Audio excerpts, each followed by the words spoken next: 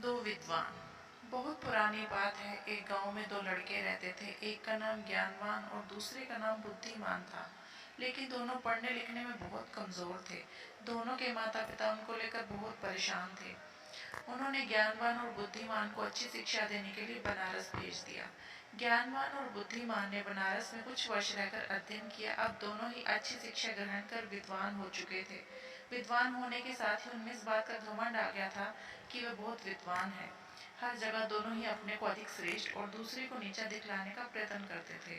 दोनों को कई बार उनके शिक्षकों ने इस बारे में समझाया, किंतु दोनों अपने को ही सर्वश्रेष्ठ समझते थे। शिक्षा खत्म होने के बाद दोनों को बनारस से अपने गांव वापस लौटना था। रास्ता बहुत लंबा था। चलते चलते उन्हें रात हो गई और उन्होंने एक गांव में अपना डेरा डाला। गांव के जमींदार को पता चला कि उनके गांव में बनारस के विद्वान आए हुए हैं। जमींदार साहब ने दोनों विद्वानों को रात्रि विश्राम और भोजन के लिए अपने घर पर आमंत्रित किया। ज्ञानवान और बुद्धिमान दोनों जमींदार के घर आ गए।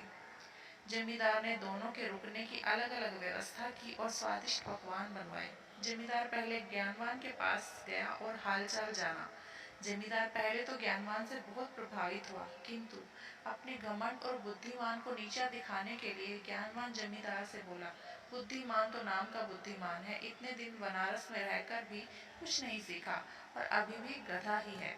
ज्ञानवान की बातें जमींदार को अच्छी नहीं लगी।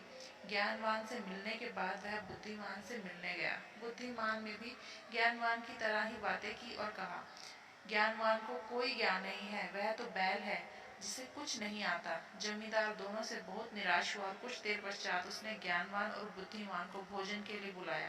दोनों भोजन के लिए आए और जब दोनों को थालियां परोसी गई तो थाली में घास और भूसा भरा था।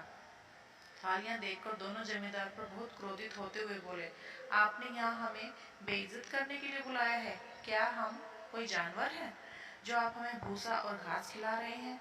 जमींदार हाथ जोड़कर बोला, मान्यवर, आप विद्वान हैं और मेरे मेहमान हैं। मेरा उद्देश्य आपकी बेइज्जती करना नहीं है। आप दोनों ही विद्वान होकर एक दूसरे को बैल और गधा बोल रहे थे, इसलिए बैल और गधे का जो भोजन पसंद है मैंने आपको वही भोजन परोस दिया। जमींदार की बात सुनकर ज्ञानवान और बुद्धिमान को अपनी गलती का एहसास हुआ और दोनों ने एक दूसरे से क्षमा मांगी और जमींदार को धन्यवाद दिया। जमींदार ने भी दोनों को स्वादिष्ट पकवान खिलाए और दोनों की खूब आवभगत की।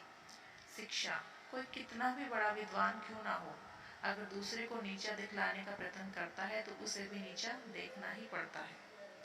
Please like and subscribe for more videos. Thank you so much for watching.